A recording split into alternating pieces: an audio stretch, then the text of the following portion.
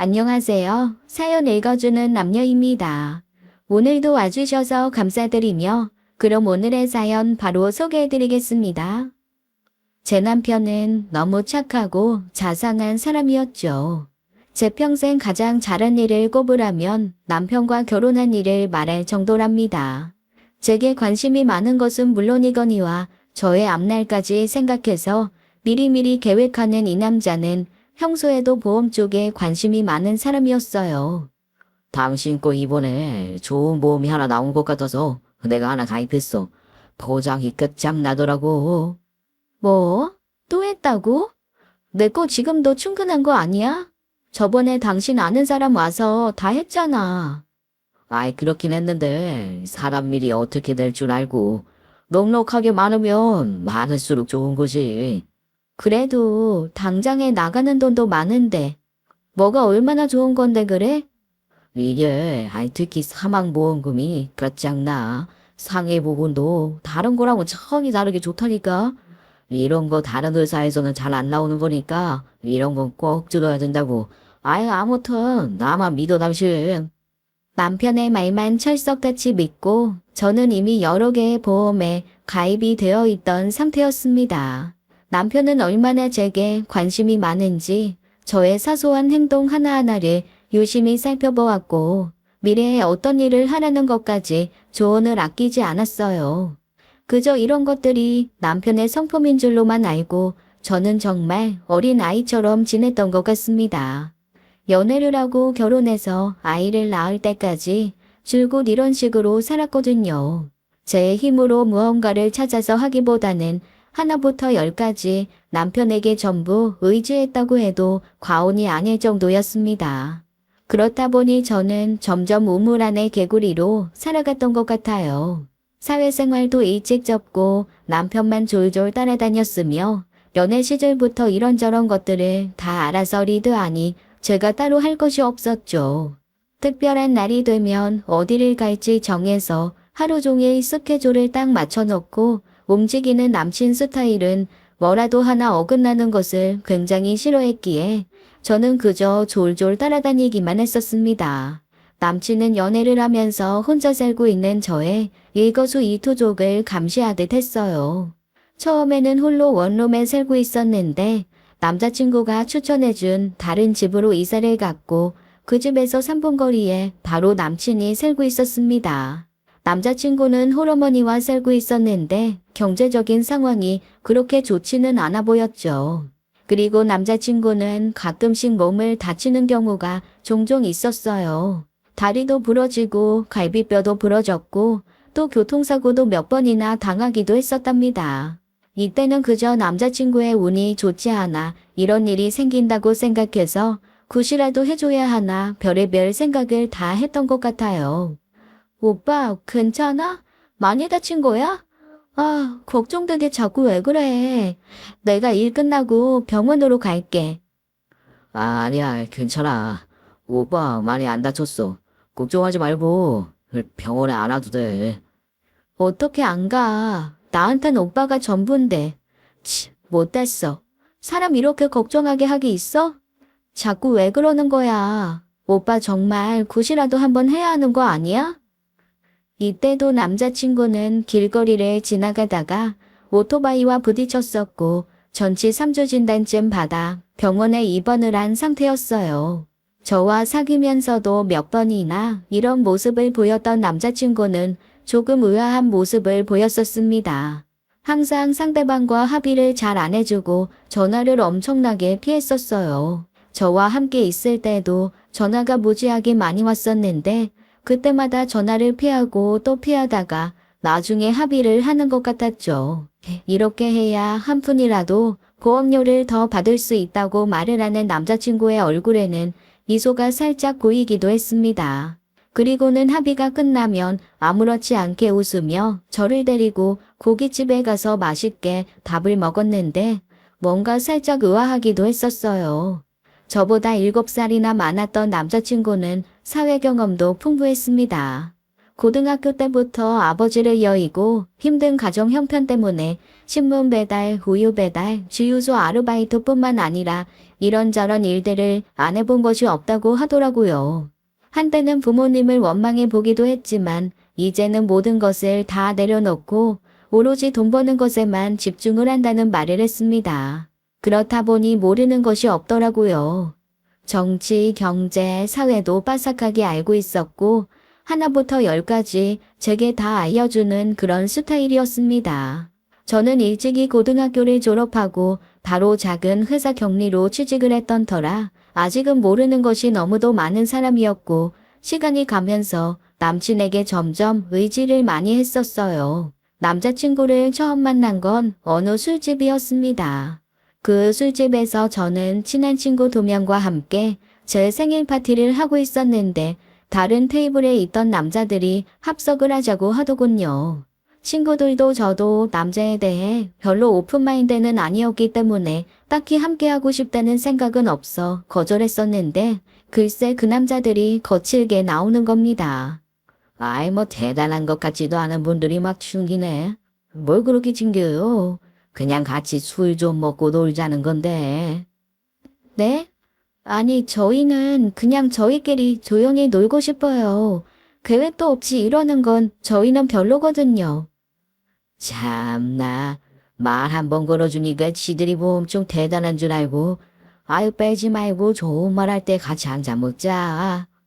술집 남자들은 거친 말과 함께 저희를 곤란하게 했고 어쩔 줄 몰라 하던 저희에게 한 남자가 도와주었습니다. 그게 바로 지금의 남편이었어요.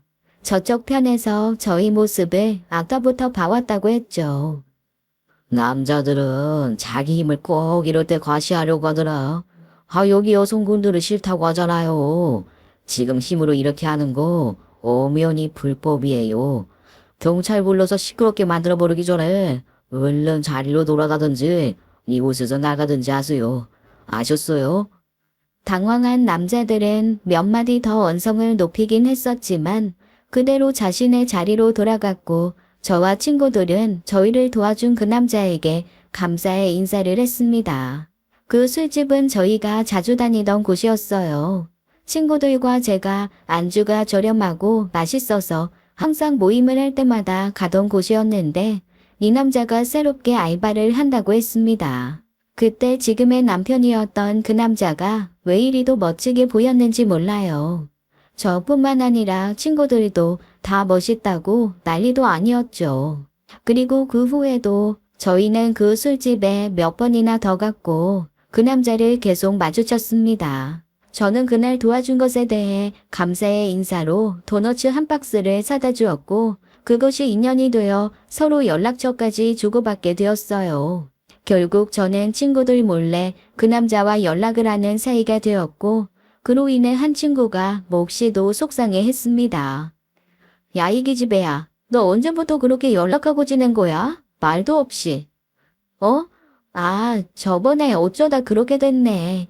말 못해서 미안해. 내가 뻔히 좋아한다고 말했는데 너 정말 너무한 거 아니냐? 치. 아무튼 이번엔 내가 보기 좋게 차인 것 같으니까 네가 꼭 끝까지 잘해봐라. 알았지? 잘해보긴 뭐 그냥 연락하고 지내는 건데. 저와 가장 친한 친구 2명 중 1명이었기 때문에 마음에 걸리긴 했지만 저도 제 마음을 어쩔 수 없었던 것 같아요. 태어나서 이렇게 가슴이 두근거리던 남자는 처음이었죠. 저의 이상형이 원래 저를 잘 보호해주는 그런 스타일이거든요. 어렸을 때부터 그런 남자에 대한 동경이 있었고 기대고 싶어 했기 때문에 더더욱 이 남자에게 빠져들었는지도 모르겠습니다. 저와 연락을 하기 시작할 때부터 이 남자는 하루에도 12번씩 연락이 와서 밥은 챙겨 먹었느냐, 옷은 따뜻하게 입었느냐 하며 열심히도 챙겨주었어요. 그 정성에 감동할 정도로 말이죠. 예전에 잠시 만났던 남자친구는 제게 막 의지하고 어린 양하고 그런 사람이었답니다. 그때는 좋다고 만나긴 했지만 시간이 지날수록 제게 의지하는 게 점점 싫고 피곤해져서 헤어졌던 기억이 나네요. 아무튼 이 남자와 저는 썸을 타기 시작했고 얼마 후 본격적으로 사귀는 사이가 되었습니다. 제 나이 24밖에 되지 않았을 때라 사회에 대한 경험도 부족하고 아직 모르는 것들이 많았는데 남자친구는 제게 아주 많은 것을 알려주고 또 조심시켜 주었어요. 제가 빼어난 외모도 아니었음에도 불구하고 남자친구는 저를 누가 잡아갈까봐 겁이 난다며 항상 남자 조심하라는 말을 많이 했었는데 그 말을 들은 친구들이 속이 니글거린다고 할 정도였답니다.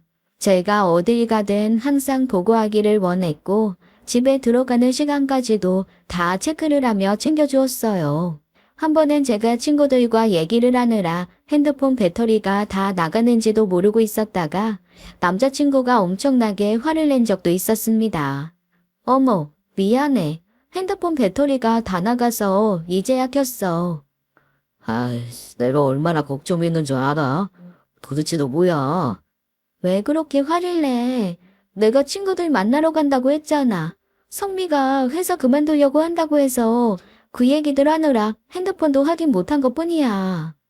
내가 수시로 어디 있는지 보고 하라고 했어, 안 했어? 오빠 말 왜 안 들어? 다 너를 위해서 그러는 거라고. 남자친구는 순간 이성을 잃고 제게 소리를 질렀었죠. 조금 황당하긴 했지만 이것이 남친이 저에 대한 사랑이라고 생각했어요.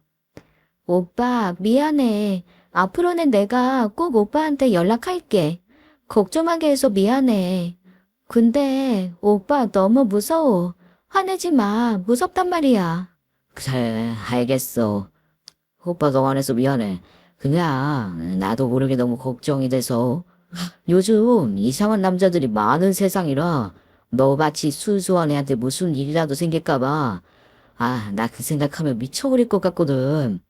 남자친구는 제게 다시는 그러지 않았으면 좋겠다고 마무리를 했고 그날 이후 저는 더더욱 신경 써서 남자친구와의 연락이 끊기지 않도록 노력했습니다. 나머지는 정말 제게 잘해주었어요. 워낙에 섬세한 성격이라서 저의 사소한 일 하나까지도 모두 기억해 주었고 저는 그게 너무 행복했죠. 하다못해 제 친한 친구들의 생일까지도 기억하고 자리를 함께 해주어서 친구들도 모두 부러워했었습니다. 이런 사람이랑 결혼하면 행복할 것 같다고 느꼈어요. 저의 모든 것을 기억하는 사람이라면 분명히 결혼을 해서도 행복한 가정을 꾸릴 수 있다고 생각했죠. 사실 제가 어린 시절에 아빠가 일찍 돌아가셨고 할머니, 할아버지와 엄마랑 살았었거든요. 그렇다 보니 친구들이 아빠 얘기할 때마다 남몰래 너무 속상해서 눈물까지 나왔었답니다.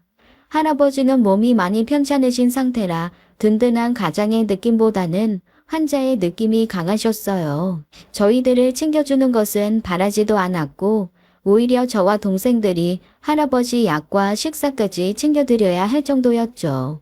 그래서 제가 더 챙겨주는 남친한테 끌렸던 것 같아요. 나이 차이도 있는 데다가 보호해준다는 느낌이 강하게 들어서 너무 좋았답니다. 남친과의 연애는 때로는 기뻤고 가끔은 답답했고 또 가끔은 이상할 때가 있었어요. 남친은 돈에 대해선 매우 민감한 편이었는데 자신이 갖고 다니던 작은 메모장에 돈과 관련된 내용들을 자세히 적곤 했습니다. 오늘 저를 만나 얼마를 썼고 얼마를 할인받았으며 또 내일은 무엇을 해서 얼마의 이익을 볼 수 있겠다는 내용들이었는데 제가 힐끔 보니까 상당히 구체적이면서도 자세하게 적혀 있더라고요. 남친은 이 작은 메모장을 엄청 소중하게 여겼습니다. 너무 궁금한 나머지 남친에게 보여달라고 해본 적도 있었는데 잘 보여주려고 하지 않더라고요. 이거 내 비밀의 장부야. 미안해.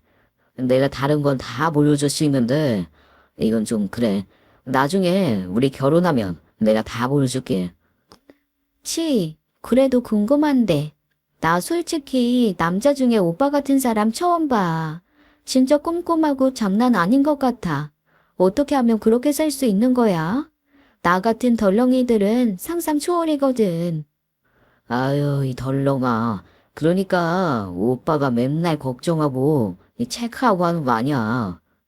저는 이런 남자친구에게 많은 것을 배워갔습니다. 가계부를 적는 것부터 저축을 하는 습관 하나까지 돈과 관련된 것들은 더더욱 많이 배웠어요. 홀어머니와 단둘이 살고 있는 남자친구는 몇 년 안에 아파트를 마련해야 한다며 계획을 세우기 시작했는데 그때부터는 어찌나 꼼꼼하게 계획을 세우고 실천에 옮기던지 세상 이런 사람은 처음 볼 정도였어요. 그리고 그때부터 어디를 다치는 일도 잦아졌던 기억이 납니다. 운동을 하다가 다리가 부러졌고 자동차로 운전하고 가다가 다른 차와 추돌사고도 났고 또 어머니 역시 교통사고가 나서 며칠 동안 병원에 입원하셨었죠. 그 당시 저는 남친의 집에 왔다 갔다 하면서 남자친구 어머니와도 교류를 하던 사이라서 깜짝 놀라 병원으로 갔었어요. 그런데 제가 생각했던 것보다 남자친구 어머니의 상태가 좋으셨던 기억이 납니다. 어머나, 웬일이에요? 어머님, 괜찮으세요? 어디 많이 다치셨어요? 아니다, 난 괜찮다. 여기까지 뭐하러 왔어? 바쁜데. 나 멀쩡해. 봐라, 멀쩡하지? 네?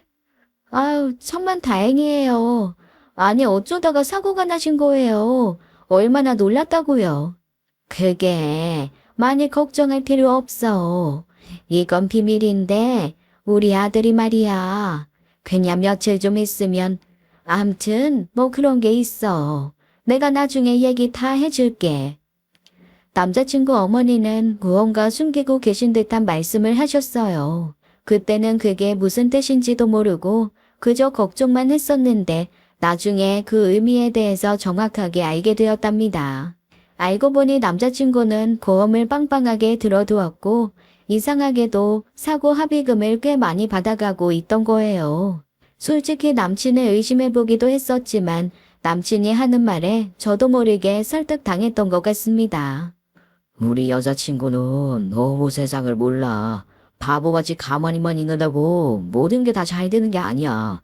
어떻게든 합법적으로 돈을 많이 벌 생각을 해야지. 걸리지만 않으면 합법이잖아. 그냥 하루하루 돈 벌어서 아파트 사고 성공하고 언제 그러냐? 절대 못한다 그렇게. 오빠, 그럼 혹시 사고도 고의로 낸 거였어? 오빠 지금 보험금 타려고 그러는 거냐고. 그래서 그렇게 보험을 많이 들은 거야? 오빠 친한 친구가 보험한다더니 그게 그럼. 아니야. 그게 무슨 말이야. 절대 그런 거 아니니까 그런 생각하지 말고. 그냥 그런 줄만 알고 우리 여친은 오빠가 하라는 대로만 하면 돼. 기다려봐. 오빠 곧 아파트 사서 우리 여친 데리고 올 거니까.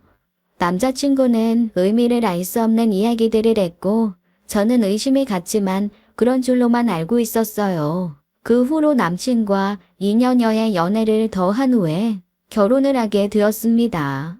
결혼이라는 것은 단순하게 당사자들끼리만의 문제가 아니라 집안 대 집안이 결합하는 일인지라 쉽지만은 않더군요.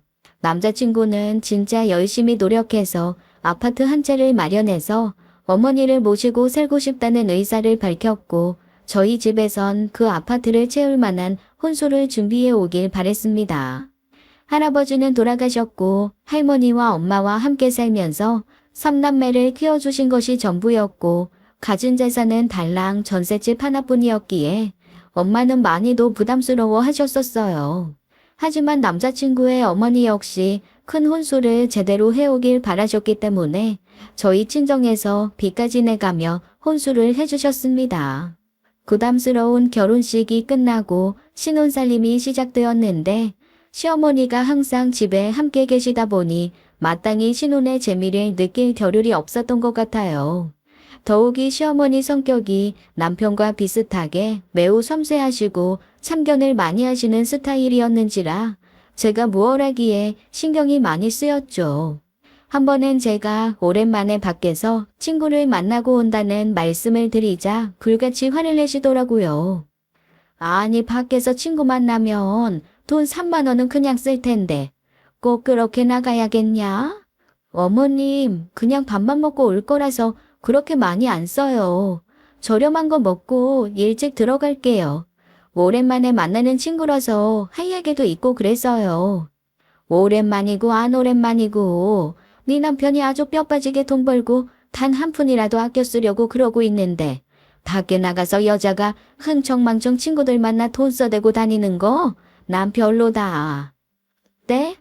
어머님, 저도 회사 다니고 있잖아요. 그이보다는 적지만 벌고 있고요. 또 아이고, 돈 꼴랑 몇 푼 번다고 유세 떨기는. 그렇게 돈 써대다가는 망하기 순식간이다. 알아들었냐? 네 남편 몸 안 사리고 돈 벌어서 아파트 사고 대출금 갚고 하는 것도 모르고. 시어머니의 이런 식의 참견은 신혼생활 내내 이어졌습니다. 이런 참견이 스트레스가 되어 남편한테 말을 해보긴 했지만 어떻게 해결 방법은 없더라고요. 남편 역시 홀로 남은 시어머니와 떨어져 살기를 원하지 않았고 고생만 하신 시어머니에게 뭐라도 더 해주고 싶은 마음이 강한 것 같았죠. 한편으로는 그런 남편의 심성이 너무 착하다고 느낄 정도였으니 내가 한발 양보하는 것이 맞다고 생각도 했었습니다. 회사에서 받는 스트레스와 집에서 시어머니의 참견으로 받는 스트레스까지 겹쳐져 제 컨디션은 너무 좋지 않았어요. 몸도 축축 처지는 것 같고 집안에서도 딱히 남편과 신혼생활을 즐기는 행복 같은 것도 없었고 말이죠. 그저 정해진 시간에 출근하고 퇴근해서 밥하고 집안일하고 잠이 드는 것. 이게 저의 하루 정해진 일과였습니다. 그러던 어느 날 제게 축복 같은 일이 찾아왔어요. 바로 아이를 임신하게 된 일이죠. 남편도 저도 아이를 낳으면 엄청 잘해줄 것이라는 말을 많이 해왔었기에 임신에 대한 기대는 남달랐습니다. 게다가 저는 시골 출신으로 못해보고 살아온 것들이 많다 보니 아이가 생기면 꼭 남부럽지 않게 이것저것 다 해주고 싶었어요. 제 친한 친구도 저와 비슷하게 결혼을 해서 아이를 먼저 낳았었는데 요즘은 태어난 지 몇 개월이 안 되어도 문화센터까지 다니며 아이를 위해 활발히 움직이는 엄마들이 많은 것 같았죠. 그 모습이 제 눈에는 너무나 보기 좋았고 그렇게 하고 싶다는 의사를 남편에게도 말했습니다. 하지만 남편은 저와는 다른 생각이더군요. 기억도 못할 것이라면서 당장에 돈 한 푼이라도 더 모으는 일이 먼저라고 했습니다. 더군다나 앞으로 자신은 여태껏 고생한 것에 대한 대가로 외제차도 타고 싶고 요트도 사고 싶다는 말을 꺼냈었죠. 있잖아, 여보. 나는 아이한테 다 그렇게 해주는 것보다 내가 하고 싶은 것을 좀 하고 살고 싶어. 내가 여태껏 미친 듯이 돈 번 거 이제 줘. 그거 나한테도 좀 쓰고 싶다고. 외제차도 탈 거고 내가 꿈에만 그리던 요트도 살 거야. 뭐? 갑자기 웬 외제차? 요트? 당신 엄청 절약하는 사람이잖아. 그런 것들이 얼마나 비싼데. 우리 애 태어나면 아이한테 이것저것 해줘야 하는데 당신이 그런 거 하면 우리 아이는. 그러니까 걔도 다 커서 하면 되지. 나 좀 하고 살자 이제는. 내가 여태껏 어떻게 돈을 벌어왔는데 안 그래? 나 이번에 괜찮은 주식 있다고 해서 사실 그거 좀 투자해봤어. 그거만 되면 다 살 거야. 두고 봐. 분명히 잘 될 거라고. 주식? 여보, 갑자기 당신 왜 안 하던 거래? 그런 거 안 하던 사람이었잖아. 남편은 결혼 이후 서서히 지쳐가는 듯 했습니다. 자신도 좋은 차를 타고 싶고 이제는 좀 더 편하게 삶을 살고 싶다고 했어요. 결국 얼마 후에 남편은 자신이 사고 싶어 했던 외제차를 샀고 그 차를 타고 시어머니와 함께 이곳저곳을 다니기 시작했습니다. 저는 입덧으로 육아휴직을 내고 하루 종일 집에 있는 동안 남편과 시어머니는 둘이 제주도 여행까지 다녀오고 난리도 아니었죠. 그 모습을 본 저는 기분이 좀 좋지는 않더라고요. 누구보다 임산부인 저를 잘 챙겨줄 줄 알았는데 결혼 전과 비교했을 때 약간 달라진 모습을 보니 실망스럽기도 했습니다. 임신 막달이 다가오면서 제 몸은 점점 더 무거워졌고 남편에게 의지하는 일도 많아졌어요. 연애를 하면서부터 제게 집에만 있으라고 하고 아무것도 하지 못하게 하면서 관리를 한 탓에 저는 제 스스로는 아무것도 하지 않고 모든 것을 남편에게 의지했었죠. 그렇다 보니 결혼을 해서도 무엇인가를 하려고 할 때 망설여지는 부분도 많아졌었답니다. 그러던 어느 날 제 친한 친구에게서 연락이 왔더군요. 저희 남편과 시어머니가 백화점에서 어느 여자와 함께 다정하게 시간을 보내는 모습을 보았다는 거예요. 아니, 그렇다니까. 정말이야. 내가 분명히 봤어. 네 남편을 내가 한두 번 보니. 네 남편이랑 시어머니가 글쎄 얼마나 다정하게 아가 하면서 있던지 장난 아니었다니까. 너 뭐 짐작가는 거 없어? 어? 글쎄, 뭐 친척이거나 그렇겠지. 설마. 우리 남편 그럴 사람 아닌 거 너도 알잖아. 분위기가 친척 같은 분위기가 아니었어. 아우, 답답해. 사진이라도 찍어 놓을 걸. 나도 너무 놀라서 그 분위기만 보고 그냥. 알았어. 일단 내가 좀 물어보든지 할게. 아, 친구의 말에 저는 너무 깜짝 놀랐고, 그날 밤 술에 취해 들어온 남편의 핸드폰과 자동차, 그리고 옷가지 등을 뒤지기 시작했습니다. 그리고 정말 남편의 지갑 깊숙한 곳에는 백화점 명품관에서 산 영수증이 들어있었고, 핸드폰 안에는 의미심장한 문자들이 있었어요. 문자의 내용 중에는 저희 남편에게 오빠라고 부르며 이번 건수라고 표현을 하면서 돈과 관련된 이야기가 오고 갔죠. 1번은 1억, 2번 상황은 5억, 그리고 다달이 들어가는 돈이 얼마인지까지도요. 처음에는 도대체 무슨 이야기인지 모르고 있다가 더 깊숙하게 파고 들어가 보니 그 여자가 어떤 보험회사에 다니고 있다는 것을 알게 되었습니다. 아주 오래전 문자 내용을 보니 그 여자의 명함이 선명하게 찍혀 있었거든요. 그리고 몇 번이나 남편과 서로 고맙다, 잘했다, 티나지 않게 너무 자주 하지는 말아라 등등의 내용이 적혀 있었습니다. 여러 정황들을 생각해보니 뭔가가 의심되는 상황인 것은 분명했어요. 다음날 저는 남편에게 그 여자의 존재에 대해서 물어보았고 남편은 제게 이상한 소리 하지 말라며 단순히 예전부터 알고 지낸 동생이고 보험회사에 다니는 것과는 아무 상관도 없다고 했습니다. 몇 번이나 되물었지만 철두철미한 남편의 해명에 그저 넘어갈 수밖에 없었고 얼마 후 저는 아이를 출산하게 되었어요. 아이를 낳고 보니 몸도 너무 힘들고 정신이 하나도 없어 남편에게 있던 일들을 더 이상 생각할 수 있는 겨를도 없었습니다. 보험이고 뭐고가 중요한 것이 아니라 지금 당장 아이가 밤잠을 잘 자는 것이 더 중요했거든요. 아이를 키우는 엄마들이 이렇게나 힘들 줄은 상상도 하지 못했었기에 제 몸은 더더욱 힘이 들었고 급기야 우울증까지 찾아오곤 했습니다. 남편은 그런 제게 어느 날 서류 하나를 내밀었어요. 들춰보니 보험 서류였고 보장 금액이 아주 컸죠. 제 이름으로 되어 있었고 남편이 당연히 받는 걸로 되어 있었는데 이게 좋다면서 저보고 당장 사인을 하라고 했습니다. 여보, 이거 봐봐. 이번에 새롭게 나온 건데, 야, 이거 보장이 엄청나. 아주 아는 사람한테만 오픈하는 거라니까 아무나 가입할 수 있는 것도 아니야. 내 보험 이미 있는데 뭐. 보험이라는 게 혹시나 모를 일에 대비하는 거지. 이렇게 큰 금액을 내는 건 아닌 것 같은데. 우리 집 형편상 그럴 돈도 없고. 아니라니까. 한번 잘 생각해 봐봐. 사람이 무슨 일이 일어날지 모르는 판국에 보험은 하나의 안전한 그물망 같은 거라고. 혹시나 다른 일이 생겨도 우리 아이가 잘 먹고 잘 살면 되는 거잖아. 뭐? 왜 그런 생각을 해?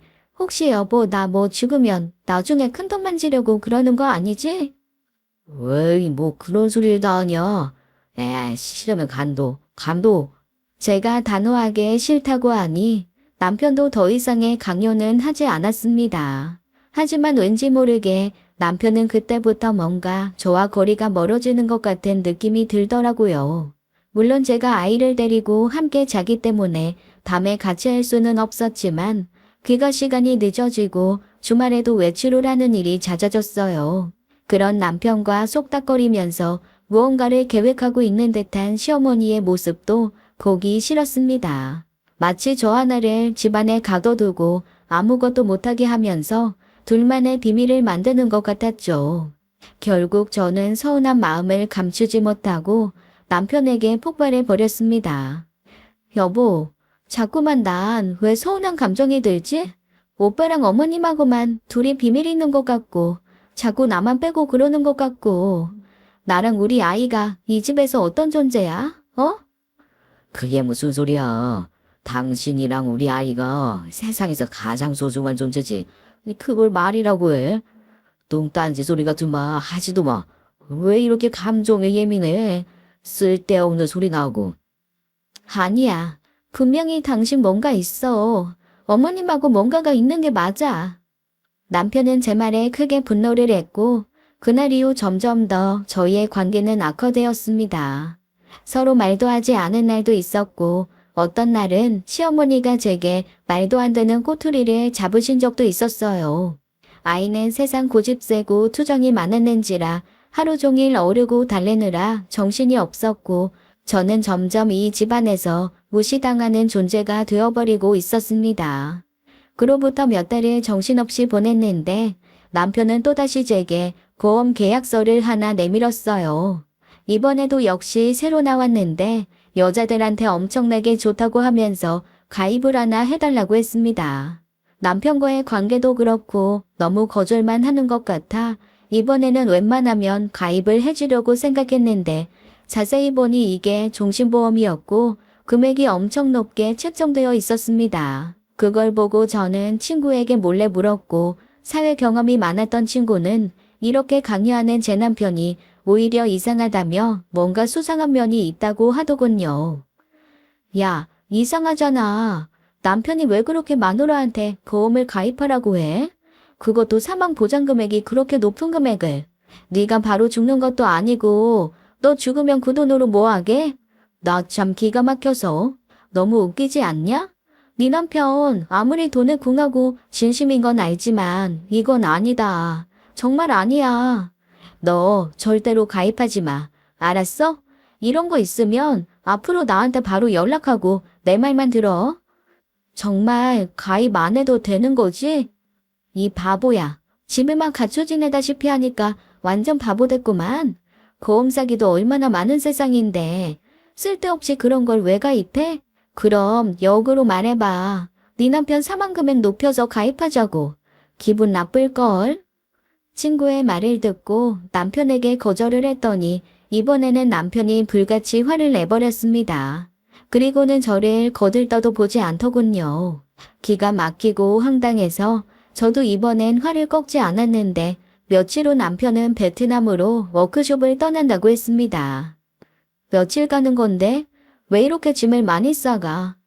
네가 베트남을 알기나 해. 날씨가 얼마나 습하고 더운데. 그런 데 가서 좀 멋있게 사진도 찍고 하려면 많이 가져가야지. 아유, 신경 쓰지 말고 너도 알아서 해. 왜 그렇게 화를 내? 설마 내가 보험 가입 안 해서 아직도 화가 난 거야? 그런 거냐고. 남편은 제 말에는 대꾸도 하지 않고 그 길로 워크숍을 떠나버렸습니다. 그리고 며칠이 지나도 연락 한 통 오지 않았고 무려 보름이 지나도록 집에 돌아오지도 않았어요. 전화를 아무리 해봐도 받지도 않았고 기다리다 지쳐 남편의 회사로 찾아가 보았더니 이미 남편은 퇴사를 한 후였습니다. 뭐가 뭔지 하나도 모르겠더군요. 분명히 시어머니는 알고 있을 거라는 생각에 이것저것 물어보아도 연신 모른다는 답변만 돌아왔습니다. 아니, 마누라인 너가 모르는 걸 내가 어떻게 아니? 얼마나 네가 쪼아댔으면 남편이 연락을 하네. 이건 네가 문제 있는 거다. 문제 있는 거야. 여자가 잘해야 남자가 집에 들어오는 법인데. 으이구. 어머님, 결혼을 했으면 가정을 책임질 의무가 있는 거지. 무슨 여자가 잘해야 집에 들어와요. 말도 안 되는 말씀 마시고 얼른 아는 대로 얘기해 주세요. 어머님 다 알고 계시는 거 알아요. 두 분은 비밀 없이 이 얘기 저 얘기 다 하는 사이잖아요. 아무리 말을 해보아도 시어머니는 그저 모른다는 말만 반복하셨어요. 저는 그때부터 아이와 시어머니와 함께 살게 되었습니다. 남편이 벌어다주는 돈이 없으니 당장의 생활비부터 해결해야 했어요. 아이를 어린이집에 맡겨놓고 여기저기 일자리를 알아보았고 급여가 세지 않은 곳에 취직을 할 수 있었습니다. 그러면서도 남편의 행방을 찾느라 여기저기 전화를 해보고 수소문을 해보았죠. 경찰서에도 찾아가 봤는데 이 사실을 안 시모가 펄펄 날뛰시며 그럴 필요 없다고 하면서 시간이 지나면 돌아올 거라는 의미심장한 말만 하셨어요. 답답해 미칠 것만 같았습니다. 너무 힘들고 짜증이 나서 친구에게 이 사실을 털어놓으니 저를 완전히 호구로 알고 시어머니랑 남편이 짜고 치는 고스톱이라는 말을 들었습니다. 그런데 저는 그 말을 듣자마자 너무 기분이 나빠서 화를 내버렸죠. 네가 알면 얼마나 안다고 그런 말을 해? 우리 남편이 연애 때부터 나한테 얼마나 잘한지 너도 알잖아. 호구, 야, 친구인 네가 어떻게 그딴 소리를 하냐고. 야, 나한테 화낼 게 아니라 현실적으로 생각 좀 해봐. 결혼하고 너 늘 힘들고 외로웠잖아. 거기다가 뭐, 말 같지도 않은 소리나 듣고. 친구의 말에 기분이 상해 처음으로 대판 싸움을 하고 나서 집으로 오는 길에 얼마나 울었는지 모릅니다. 친정에도 도움을 받을 상황은 아니었고 제 처지가 너무 비참했어요. 저는 그때부터 가정을 책임지는 사람이 되어야만 했습니다. 몸도 멀쩡하신데 아무 일도 안 하면서 이거 먹고 싶다 저거 먹고 싶다 하시는 시어머니를 모시면서 아이를 키우며 집안일까지 다 해야 하는 철인이 되어야만 했죠. 기가 막혔던 것은 시어머니가 그렇게 저와 산지 한 7개월쯤 지나서는 제게 말도 없이 짐을 싸서 집을 나가버리셨어요. 저는 남편이 대출을 많이 끼고 사놓은 아파트 대출금을 갚기가 버거웠는데 남편이 없으니 팔지도 못하고 매일매일을 힘든 삶을 살게 되었습니다. 너무 창피하고 힘들어 친정에는 말도 하지 못했는데 얼마 후 제 동생이 이 사실을 알게 되고 온 집안이 발칵 뒤집혔죠. 친정엄마는 시골에서만 사셨던 분이라 어떻게 해야 할지는 모르셨고 이 꼴이 된 제 불쌍한 모습을 보고 절에 가서 연신 기도만 하셨어요. 안 그래도 힘들게 사신 엄마에게 구려만 하는 것 같아 맏딸로서 너무너무 죄송했고 동생들 볼 면목도 없었습니다. 동생들은 어떻게든 제 남편을 찾을 방법을 알아보자고 했지만 저는 그 당시 많이 지쳐 있었어요. 거의 자포자기하는 심정으로 살았던 것 같습니다. 동생과 친구들이 자주 집에 찾아와 제 아이와 놀아주기도 하고 고기며 과일이며 먹을 것도 사다 주긴 했지만 그 무엇도 제 마음속을 채워주지는 못했습니다. 하루하루가 지옥 같았고 포기하고 싶은 생각도 할 정도였습니다. 그렇게 세월이 지나 남편이 집을 나간 지 5년이라는 시간이 지나버렸어요. 이미 남편의 핸드폰 번호는 바뀌어 버렸고 저는 그동안 실종신고도 해보았고 여기저기 인터넷을 통해 사람을 찾는다는 글도 많이 써보았죠. 그 어디에도 남편의 흔적을 찾을 수가 없어 포기하며 살아가던 어느 날 누군가 집 비밀번호를 누르는 소리가 들렸습니다. 너무 깜짝 놀라 온몸이 경직되어 있었는데 문을 열고 들어온 사람은 다름 아닌 남편이었어요. 여보, 잘 지냈지? 아이, 우리 아들도 많이 컸지? 뭐야 당신? 뭐냐고. 아이, 그래. 당신이 무슨 말할지 잘 알아. 그게 좀 사정이 있었지 뭐야. 일단 나중에 천천히 다 얘기해 줄 테니까 여기 애들하고 인사 좀 해. 우리 아이랑도 잘 지낼 수 있을 거야. 뭐? 아니 무슨 애들? 남편은 옆에 어린아이들 3명을 데리고 있었습니다. 그 나이가 한 5살쯤 되어 보였고 그 밑으로 줄줄이 초롱초롱한 눈망울을 서 있었죠. 한눈에 보기에도 한국 아이는 아닌 것 같았고 도무지 이 상황이 뭔지 몰라 가만히 있었어요. 뒤이어 남편은 그 아이들에게 저를 소개하며 인사를 하라고 시켰습니다. 자, 인사드려야지. 오늘부터 같이 살게 돼, 새엄마야. 아이, 얼른 인사해. 안녕하세요 하면 돼. 아빠 따라해봐. 아빠도 오기 전에 다 알려줬잖아. 안녕하세요. 반갑습니다. 아니 여보, 이게 뭐냐고. 아빠? 이게 다 무슨 말이야? 무슨 말도 안 되는 얘기를 하고 있어. 저기 애들 들으니까 자세한 얘기는 나중에 차차 하기로 하자. 아이, 내가 다 말해줄게. 말하자면 좀 길어. 아, 그리고 우리 엄마도 오늘 밤에 오실 거야. 당신이 하도 눈치를 줘서 어쩔 수 없이 나가 있었다고 하시더라고. 아니, 나 없다고 우리 엄마한테 눈치 줬어.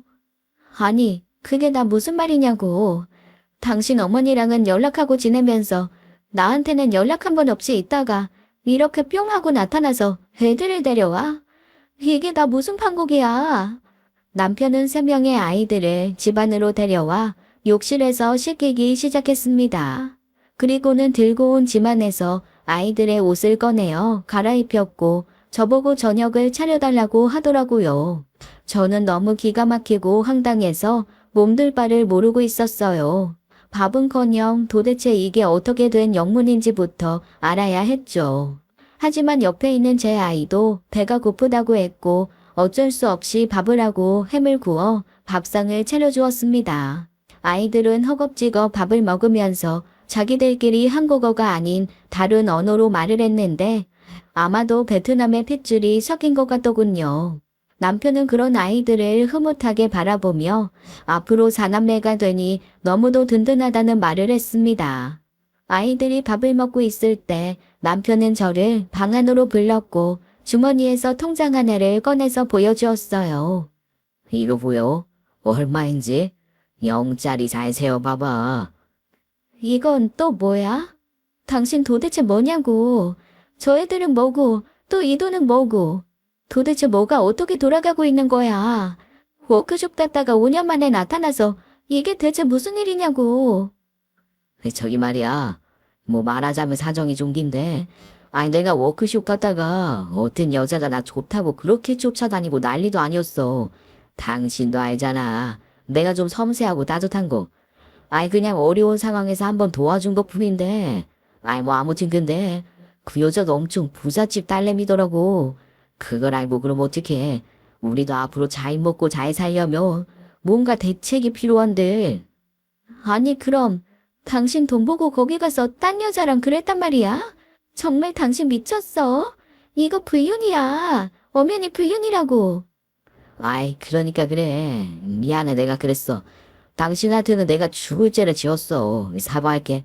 근데 그 여자가 사고로 죽었어. 그래서 내가 그 여자 보험금을 받게 되었는데, 아이, 그래서 아이들도 데리고 온 거야. 당신이 좀 키워줘야겠다. 돈 여기 충분히 많아. 우리 앞으로 일 안 하고 펑펑 놀려서 살 수 있다니까. 이 돈으로 가게나 하나 차려서 놀자고. 남편은 말도 안 되는 소리를 짓거리고 있었어요.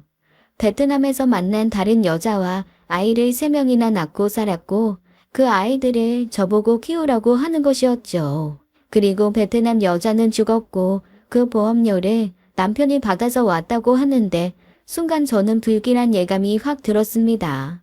남편이 베트남으로 떠나기 전에 몇 번이나 제게 보험 가입을 권유했고 학타지 냈던 것이 생각이 나더군요. 저기 여보, 나한테는 솔직하게 말해줘. 그 보험금 뭐야? 당신이 보험 가입한 거야? 아니. 지금 뭐가 중요해. 그건 중요하지 않아. 하나만 생각해. 우리 이 돈이면 우리 엄마랑 당신이랑 나랑 평생 놀면서 멋지게 살 수 있다고. 봐봐, 이 돈이 얼마인지. 우리가 평생 죽도록 일 열심히 해도 이 돈 만질 수나 있을 것 같아. 그럼 그 여자는 왜 죽은 건데? 뭐 하다가 어떻게 죽었어? 사고였어. 바다에서 갑자기. 말하자면 너무 복잡하고 길어서 그런 불길한 얘기는 할 필요도 없고. 자, 우리 앞으로 잘 살 길만 찾자. 응, 여보? 여보, 당신 그래도 5년 동안 아이 셋 낳고 같이 산 여자가 죽었는데 왜 이렇게 즐거워? 그러면 안 되는 거 아니야? 당신 얼굴 너무 행복해 보여. 남편의 얘기를 듣는 내내 수상한 기운을 감지할 수 있었습니다. 희망찬 얼굴에 가득 차서 웃고 있는 남편의 얼굴은 사랑하는 아이 엄마가 얼마 전 죽었다고는 상상할 수 없을 만큼 보기 좋았거든요. 잠시 후 정말 시어머니가 짐을 싸서 집으로 들어오셨어요. 시어머니는 모든 사실을 이미 다 알고 계셨고 앞으로 니나노 하면서 즐겁게 살 일만 생각하고 계신 것 같았습니다. 아이고야, 우리 아들. 엄마가 얼마나 보고 싶었는데. 타지에서 고생 많았다. 이제 우리 꽃길만 걷는 거지? 얼마나 들어온 거야? 엄마, 아이 얼마나 보고 싶었다고. 편안히 잘 계셨지? 어디 아픔도 없고. 아이고, 네가 보내준 돈으로 좀 부족하긴 했어도 잘 살았지. 그러게 그 여자가 그렇게 돈 많은 집 딸내미였담서? 우리 아들이 아무튼 복이 많어, 복이. 그런 소리 하지 마, 엄마. 아, 여기 우리 애기들 인사해. 진짜로 보니까 어때? 귀엽지? 아, 맨날 전화로만 보다가. 아이고, 내 새끼들. 우리 돈덩이들. 귀엽다, 귀여워. 어쩜 그리 베트남이 많이 안 섞이고 너를 꼭 빼닮았냐? 시모와 남편은 정말 기가 막히고 황당한 얘기들만 골라서 하더군요. 이 사람들이 정말 미치지 않고서야 제 앞에서 어쩌면 이렇게 당당하게 얘기를 하는지 헛웃음밖에 나오지 않았습니다. 그날 밤 저는 잠이 오질 않았고 친구에게 이 모든 상황을 전화로 이야기해 주었어요. 친구는 저와 똑같은 생각이었어요. 제 남편이 굉장히 의심스럽다면서 당장에 그 집에서 그 남자에게서 나오는 것이 좋을 것 같다고 얘기해 주었죠. 제 남편이 연애 시절부터 교통사고를 많이 당해 보험금을 자주 타먹었던 일도 그렇고 보험사에 다니던 여자와 아주 친밀하게 지냈던 점, 그리고 제게 몇 번이나 고장 금액이 큰 보험을 가입하라는 강요를 했던 것들 모두가 다 수상하다고 했습니다. 친구의 이야기를 들으니 저도 모르게 소름이 끼쳐서 한순간도 같이 있고 싶지 않더군요. 다음날 저는 일단 간단하게 짐을 싸서 아이들을 데리고 친정으로 갔습니다. 며칠간 쉬면서 이런저런 생각들을 좀 해보고 싶었죠. 친정에서 이틀 정도 있으니 모르는 전화번호로 전화가 한 통 걸려왔습니다. 다음날 저는 일단 간단하게 짐을 싸서 아이들을 데리고 친정으로 갔습니다. 며칠간 쉬면서 이런저런 생각들을 좀 해보고 싶었어요. 친정에서 이틀 정도 있으니 모르는 전화번호로 전화가 한 통 걸려왔습니다. 해외에서 걸려온 전화 같았는데 제 남편 이름을 대더군요. 누구세요? 누구신데 제 남편을 여쭤보시는 거죠? 전 통역사고요. 여기 베트남이에요. 그쪽 남편분이 여기서 함께 살았던 여자, 아버지 되는 분이 제게 부탁을 하셔서 전화드린 거예요. 얼마 전에 여기서 사고가 하나 있었고 그 사고와 관련돼서 할 말이 많으시다고 하시네요. 네? 그게 무슨 말씀이신지. 요트 사고 났던 거 아시죠? 사고 전에 그쪽 남편분께서 이분 명의로 거액의 보험 여러 개를 가입해 놓으셨고 두 분이 요트를 타고 나가서 갑자기 사고가 났는데 용의자로 의심하고 있는 상황이세요. 그 전화를 받고는 온몸이 벌벌 떨렸습니다. 여러 가지 정황상 그 여자가 죽은 게 우연이 아니라는 심증이 확실한 상태였거든요. 소름이 쫙 끼치면서 제게도 예전에 보험을 가입하라고 했던 일들이 모두 떠올랐습니다. 저는 그 즉시 집으로 들어가 간단한 짐을 싸서 제 아이와 함께 그 집을 나와버렸죠. 그리고는 바로 친구네 집으로 가서 며칠 신세를 졌습니다. 저와 가장 친한 이 친구는 남편과의 연애 시절부터 많이 봐왔고 누구보다 제 남편에 대해서 잘 알고 있는 사람이에요. 제가 어쩌면 보지 못한 부분들까지도 제 친구는 다 보았을 수도 있습니다. 친구는 다음날 보험 설계사로 일하는 자신의 지인에게 전화를 걸어 제 남편이 그동안 했던 상황에 대해 이야기를 해주더군요. 그리고 이번 사건까지도 말이죠. 얘기를 들은 지인도 충분히 있을 수 있는 일이라고 하면서 보험 사기에 관한 여러 이야기들을 해주었습니다. 며칠이 지나자 남편에게서 연락이 불나게 왔어요. 저보고 빨리 와서 3명의 아이들을 봐야 한다는 말을 했죠. 아, 이 옆이놈 내가 어디 가서 안 들어와. 야, 너 빨리 안 와? 와서 애들 보라고. 야, 내가 어떻게 보냐? 내가 통장에 있는 돈 반 줄 테니까 얼른 들어와라. 돈 같은 소리 하고 있네. 난 당신 같은 알 수 없는 사람이랑은 못 살겠으니까 당신이 그 많은 돈으로 어디서 다른 여자 구해보든가. 우리 이혼이야. 내가 당신 없어서 이혼도 못하고 있었는데 이제야 할 수 있게 됐네. 이 무서운 사람 같으니라고. 뭐? 이혼? 야, 뭐 미쳤냐? 내 돈 보고도 그런 말이 나와? 남들은 평생 뼈 빠지게 벌어도 못 만져보는 돈이라고 내가 몇 번을 말했냐? 아이, 당장에 와, 당장. 남편은 제게 돈을 준다며 와서 아이들을 보라고 소리소리를 질렀지만 저는 더 이상 남편의 말을 듣지 않았습니다. 며칠 동안 친구네 집에서 신세를 진 후 친구가 알아봐준 변호사를 통해 이혼 서류를 준비하게 되었어요. 변호사는 이미 5년 동안 아무 연락도 없이 집에 들어오지 않은 것이 충분한 이혼세 이유가 된다고 하면서 재산 분할도 양육권도 걱정 말라고 말씀해 주셨죠. 결국 이혼 소장은 접수가 되었지만 남편은 합의 이혼을 해주지 않는다고 버텨서 이혼 소송으로까지 가게 되었습니다. 그러는 동안 갑자기 시모에게서 전화가 오더군요. 아이고야, 얘 애미야. 잠깐 와봐라. 큰일 났다. 아범이 말이요. 무슨 일이신데 그러세요? 아범이 왜요? 아니, 어떤 외국인 남자랑 경찰이랑 와서 아범을 잡아갔지 뭐냐. 이거 어떡한다냐? 외국인 남자요? 무슨 남자요? 혹시 베트남에서 온 거예요? 어떻게 알았냐? 그 베트남에서 만난 여자 아빠라고 하는데 뭐라고 하더니만 아범을 잡아갔어. 어떡한다냐? 얼렁 와서 네가 아범 좀 어떻게 해봐라. 응? 제가 뭘 어떻게 해요? 죄가 없으면 풀려날 것이고 죄가 있으면 죄값을 받아야죠. 뭔가 이상한 일이 있었으니 경찰이 와서 잡아가지 그런 사람 잡아가겠어요? 무엇이요? 아니 애미 너 말이 뭐 그딴 식으로 하냐? 너는 네 새끼 애비가 이런 꼴을 당하고 있는데 아무렇지도 않다는 말이요? 죄를 지은 사람은 벌을 받는 게 맞잖아요.